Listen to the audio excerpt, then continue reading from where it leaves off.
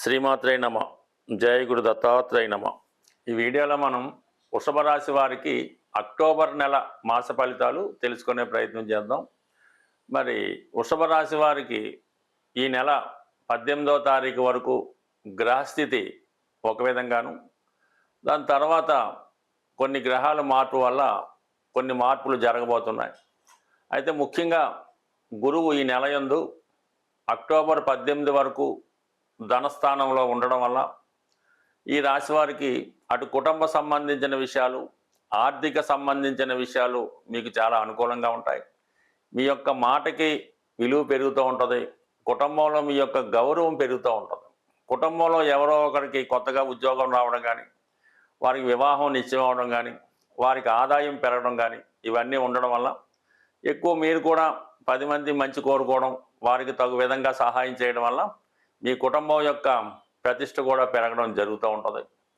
మరి ఈ గురువు మీకు అష్టమ లాభాధిపతిగా, గురువు యొక్క బలాన్ని బట్టి, గురువు యొక్క స్థితిని బట్టే మీ యొక్క ఆర్థికపరమైనటువంటి విధానం అంతా ఆధారపడి ఉంటుంది. మీ యొక్క జన్మజాతకంలో గురువు ఎంత బలంగా ఉంటే మీ యొక్క ఆర్థిక స్థితి అంత విధంగా పెరుగుతూ ఉంటుంది. మరి ప్రస్తుతం గురువు మీకు ధనస్థానంలో ఉండడం వల్ల గత కొంతకాలంగా ఆర్థిక పరంగా అనుకూలంగా ఉండడం, మరి అక్టోబర్ 18 తర్వాత గురువు కర్కాటక రాశిలోకి తృతీయ స్థానంలోకి మారడం జరుగుతూ ఉంటుంది. అంటే గురువు ఉచ్చులోకి వెళ్ళడం వల్ల మీ యొక్క ఆర్థిక స్థితి కూడా చాలా వరకు పెరుగుతుంది. ఆలోచన విధానంలో కూడా మార్పు వస్తుంది. మీరు మంచి అడ్వైజర్గా, ఒక ఆర్థిక సలహాదారుడిగా అందరికీ మంచి సలహాలు ఇవ్వడం వల్ల వారు మంచిగా జీవితంలో ఎదిగే అవకాశం ఉంది. ముఖ్యంగా ఈ సమయంలో మీరు ఉద్యోగపరమైనటువంటి మార్పులు కానీ, అభివృద్ధి కానీ కోరుకుంటూ ఉంటే అటువంటి ప్రయత్నం చేయడం వల్ల ఉద్యోగపరమైనటువంటి అభివృద్ధి మార్పు రావడం జరుగుతూ ఉంటుంది. అలాగే అనూహ్యంగా మీ యొక్క ఆదాయం కూడా పెరిగే అవకాశం ఉన్నది. అది మీరు ఏ రంగంలో ఉన్నా దానికి సంబంధించినటువంటి రంగంలో మీ యొక్క అభివృద్ధి రావడం జరుగుతూ ఉంటుంది. ఎందుకంటే తృతీయంలోకి వచ్చినటువంటి గురువు మరి 9వ దృష్టితో లాభస్థానంలో ఉన్నటువంటి శని భగవాన్ని చూస్తున్నాడు. అంటే శని భగవానుడు ఈ వృషభ రాశి వారికి యోగకారకుడు, భాగ్య రాజ్యాధిపతి, అంటే అదృష్టాన్ని ఇచ్చేవాడు, అలాగే ఉద్యోగాన్ని ఇచ్చేవాడు. అటువంటి రెండుడికి కారకుడైనటువంటి శని భగవానుడు 11వ స్థానంలో ఉంటూ వక్రగమనంలో ఉన్నాడు. ఈ వక్రగమనంలో ఉన్నప్పుడు ఫలితాలు వచ్చి రానట్టుగా అనిపిస్తూ ఉంటాయి. దగ్గరగా రావడం, మళ్ళీ మిస్ అవ్వడం, ఈ విధంగా కనబడుతుంటుంది. దాన్ని మన గురువు వీక్షించడం వల్ల, అంటే ఒక బలమైనటువంటి గురువు, భాగ్యకారకుడు గురువు మీ రాశిలో 11వ స్థానంలో ఉన్నటువంటి శని భగవాన్ని వీక్షించడం వల్ల కంపల్సరిగా ఉద్యోగపరమైనటువంటి అభివృద్ధి 100కి 100 రావడం జరుగుతూ ఉంటుంది. అలాగే మీరు వృత్తిలో అభివృద్ధి కోరుకున్నా, ప్రమోషన్ కోరుకున్నా, కొత్త ఉద్యోగ ప్రయత్నాలు చేస్తున్నా చాలా వరకు ఈ సమయంలో మీకు అనుకూలంగా ఉండే అవకాశం ఉన్నది. అంటే మొత్తం మీద ఒక మంచి ఫలితం మీ గురువు ఇవ్వబోతున్నాడు. ఇక ఇంచుమించుగా మనకి ఈ నెల 16వ తారీఖు వరకు పంచమ స్థానంలో ఏర్పడినటువంటి రవి ఈ బుధగ్రహ సంచారం వల్ల, అటు లక్ష్మీనారాయణ యోగం వల్ల, ఈ బుధాదిత్య యోగ ప్రభావం వల్ల జాతకుడు ముఖ్యంగా విద్యార్థులకి చాలా అనుకూలమైనటువంటి స్థితి కనబడుతూ ఉంటుంది. అలాగే మీ యొక్క ఆలోచన, జ్ఞాపక శక్తి చాలా అనుకూలంగా ఉండడం జరుగుతూ ఉంటుంది. నూతన వ్యాపార అవకాశాలు కానీ, ఉద్యోగ అవకాశాలు కానీ ఈ సమయంలో రావడం జరుగుతుంటుంది. ముఖ్యంగా ఆర్థిక పరంగా చాలా మంచి స్థితి ఈ జాతకంలో ఈ సమయంలో మీకు కనబడడం జరుగుతూ ఉంటుంది. అది ఇంచుమించుగా 16వ తారీఖున రవి మారి మీకు 6వ స్థానంలోకి రావడం జరుగుతూ ఉంది.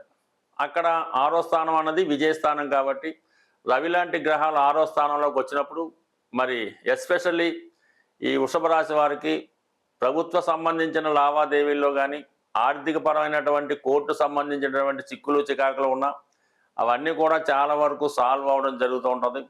మీకు గతంలో శత్రువులుగా ఉన్నవాళ్ళు, మిమ్మల్ని ఇబ్బంది పెడుతున్న వాళ్ళు ఈ సమయంలో మీకు అనుకూలంగా మారి మీ స్నేహాన్ని కోరడం అది జరుగుతూ ఉంటుంది. అలాగే బుధగ్రహం కూడా ఇంచుమించుగా రవితో కలిసి సంచరించడం వల్ల వ్యాపార పరంగా అయితేనే, విద్యా సంబంధించిన విషయాల్లో ఎప్పుడు కూడా ఏదో కొత్త నిర్ణయం తీసుకొని దాన్ని అమలు చేయడం కూడా ఆటోమేటిక్గా జరుగుతూ ఉంటుంది. సో ఇవన్నీ ఒక ఎత్తు అయితే, మీకు శుక్రగ్రహం రాష్ట్రాధిపతిగా ఉన్నటువంటి శుక్రుడు ఈ నెల ప్రారంభంలో చతుర్థ స్థానంలో సంచరిస్తూ కేతుగ్రహంతో కలియడం జరుగుతూ ఉంది. కేవలం ధన విషయంలో విపరీతమైనటువంటి ధనం వస్తున్నప్పటికీ కూడా అది కేతువుతో కలిసి ఉండడం వలన రావాల్సినటువంటి ధనం సకాలంలో రాకపోవడం వల్ల కొన్ని ఇంపార్టెంట్ కార్యక్రమాలు లాంటివి వాయిదా పడుతుంటాయి. ఏదైనా ఇల్లు కొనుక్కోవాలన్నా, పెళ్లి చేయాలన్నా, అంటే ఎక్కువ మొత్తంలో పెద్ద బడ్జెట్లో ఉన్నటువంటి ఆర్థిక వ్యవహారాలు చివరి నిమిషంలో ఇబ్బంది పెట్టడం జరుగుతూ ఉంటాయి. సో అందువల్ల ఏంటంటే మీరు ఏదైనా పెద్ద కార్యక్రమాలు పెట్టుకున్నప్పుడు సోర్స్ ఆఫ్ మనకి ఏదైతే వచ్చే ఆదాయ వనరులు ఉన్నాయో ఒకరి మీదే నమ్మకుండా ఒకళ్ళిద్దరు విధంగా నమ్ముకొని ఆ ప్రయత్నాలు చేసుకుంటే చాలా వరకు మీ యొక్క ప్రయత్నం నెరవేరే అవకాశం ఉంది. అలాగే అటు క్రీడా రంగంలో ఉన్న నూతన ఉద్యోగ ప్రయత్నం చేస్తున్న కుజుని యొక్క బలం వల్ల చాలా వరకు మీ యొక్క సక్సెస్ రాబోతుంది.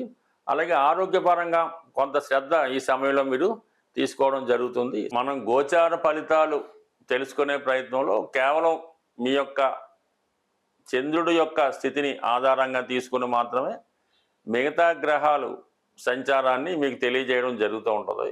ఇందులో చెప్పిన ఫలితాలు చాలా వరకు జరగవచ్చు, జరగకపోవచ్చు. అయితే ఎలాగైతే చంద్రుడి యొక్క రాశి ఉంటుందో మిగతా రాశుల మీద కూడా, అంటే బుధుడు, శుక్రుడు ఈ రాశుల వారి మీద కూడా ఈ గ్రహాలు మారినప్పుడు దాని ప్రభావం కనబడుతూ ఉంటుంది. ఉదాహరణకి మీ జన్మజాతకంలో శుక్రగ్రహం ఉన్న చోటికి గురుగ్రహం వచ్చినా, గురుగ్రహ వీక్షణ ఉన్న వివాహం కంపల్సరీగా జరుగుతూ ఉంటుంది. అలాగే మీరు జన్మజాతకంలో శనిగ్రహం ఉన్న రాశిలోకి గురుగ్రహం వచ్చినా, గురుగ్రహం చూసినా మీకు ఉద్యోగం రావడం అన్నది జరుగుతూ ఉంటుంది. అలాగే బుధుడు ఉన్న రాశిని గురువు చూసినా, గురువు ఆ గ్రహం మీద సంచారం చేసిన విద్యలో అభివృద్ధి కలుగుతుంది, స్థిరాస్తి కొనుక్కునే ప్రయత్నాలు జరుగుతూ ఉంటాయి. అలాగే కేతువు ఉన్న స్థానంలోకి శని వచ్చినప్పుడు ఉద్యోగం పోవడం జరుగుతూ ఉంటుంది. రాహు ఉన్న స్థానంలోకి శని వచ్చినప్పుడు ఉద్యోగపరమైన అభివృద్ధి, టెక్నికల్ డెవలప్మెంట్ జరుగుతూ ఉంటుంది. అలాగే కుజుడు ఉన్న రాశిలోకి శని వచ్చినప్పుడు ఉద్యోగం పోవడం కానీ, అన్నదమ్ములతో విభేదాలు, ఈ ప్రమాదాలు లాంటివి జరుగుతూ ఉంటాయి. అలాగే రవి ఉన్న స్థానంలోకి శని వచ్చినప్పుడు తండ్రి గారికి ఇబ్బంది కలుగుతూ ఉంటుంది. అలాగే మీ సంతానం విషయంలో ఇబ్బంది పడవలసి ఉంటుంది. ఇలాగా ప్రతి గ్రహం మీద ఈ గోచార ప్రభావం ఉంటుంది. అందువల్ల సంపూర్ణంగా తెలుసుకునేవాళ్ళనుకున్నవారు, ప్రాథమిక జ్ఞానం ఉన్నవాళ్ళు వాళ్ళకి వాళ్ళు తెలుసుకోవచ్చు. లేనప్పుడు కొద్దిగా అనుభవం ఉన్న జ్యోతిష్కుని సంప్రదించి ఏదైతే గ్రహం పాపగ్రహాల చేత ఇబ్బంది పడుతుందో ఆ గ్రహానికి మీరు పరిహారం చేసుకోవడం వల్ల ఖచ్చితమైనటువంటి ఫలితం రావడం జరుగుతూ ఉంటుంది. అంటే ఏ పరిహారం కన్నా గోసేవ చేయడం వల్ల కానీ, గోవుకి సరైనటువంటి అంటే మంచి ఆహారాన్ని అందించడం వల్ల, అలాగే గోక్షీరంతో మీ ఇష్టదైవానికి, అంటే ఎక్కువగా అన్నిటికీ శివుడే కాబట్టి శివుడికి అభిషేకం చేయడం వల్ల చాలా ఎక్కువ ఫలితాన్ని తొందరగా మనం పొందవచ్చు. అయితే ఎక్కువగా ఉద్యోగపరమైన సమస్య ఉన్నా, వివాహపరమైన సమస్య ఉన్నా, పిల్లలు ఎడ్యుకేషన్ పరంగా రాణించలేకపోతున్నా అంటే గోవులకి పచ్చగడ్డి పెట్టడం వల్ల మీ యొక్క సమస్య పరిష్కారం అవుతూ ఉంటుంది. అంటే కొన్ని పట్టణాల్లో అది దొరకడం కష్టం, కానీ ఏదో విధంగా సేకరించి, అంటే ఒకేసారి ఎక్కువ గోవులకి ఈ పచ్చగడ్డిని ఇవ్వాల్సి ఉంటుంది. నామకాహ ఏదో కొద్దిగా పచ్చగడ్డి తెచ్చి ఒక ఆవు పెడితే దాని ఫలితం అయితే కనబడదు. ఎక్కువ గోవులు ఉన్న చోట ఆ గోవులకి, అంటే సుమారు ఒక 100 గోవులన్నా ఉండాలి. అటువంటి గోవులకి ఇంచుమించుగా 100 గోవులకి ఈ పచ్చగడ్డిని మీకు అనుకూలమైన రోజుల్లో, అంటే ఏదైనా సాధన తార, క్షేమతార వచ్చినప్పుడు ఆ గోవులకి ఈ పచ్చగడ్డి ఆహారంగా మీరు తినిపించవచ్చు. లేదంటే మీ సిబ్బందితో పెట్టచ్చు. మీ ప్రెజెన్స్ మాత్రం అక్కడ ఉండాలి.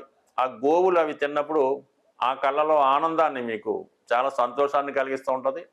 అలాగే మీ ఫలితం, మీ పని కూడా తప్పకుండా నెరవేరుతుంటుంది. ఏదన్నా పరిహారం మనం చేసుకునే మనకి ఉన్నటువంటి అవకాశాన్ని బట్టి చేయాలి తప్ప ఏదో నామినల్గా ఏదో డొనేషన్ చేయమన్నామని ఏదో 10 మందికి భోజనం పెట్టకుండా సాధ్యమైనంత వరకు అది ఒక స్థాయిలో ఉంటేనే ఆ ఫలితం కూడా మీకు రావడం జరుగుతూ ఉంటుంది. బట్ ఏదైనా కేవలం ఈ గోచార ఫలితాలు చంద్రుని మట్టి మాత్రమే చెప్పడం జరుగుతుంది.